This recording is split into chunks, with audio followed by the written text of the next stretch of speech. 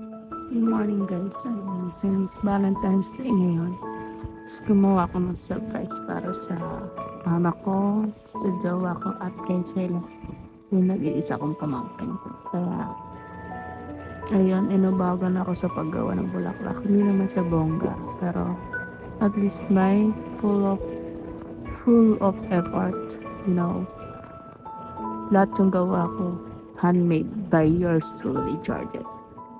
Tara, kunin na natin. Babay na.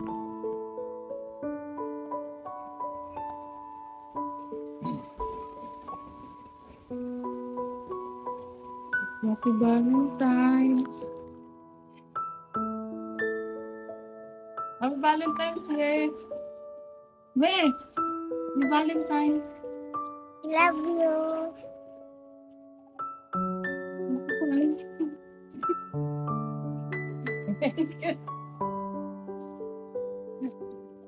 Kiss mo!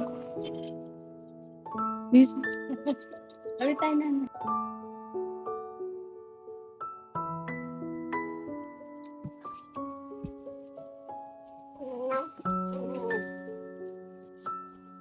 Mal! Mal!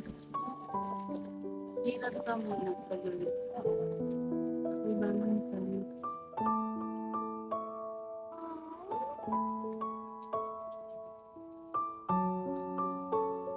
Mal! Ang yan. Ginawa ko. Pati yung bulaklak gawa ko lahat yan. Hmm.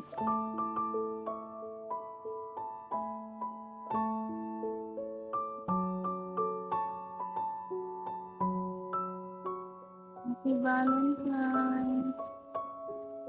Love you.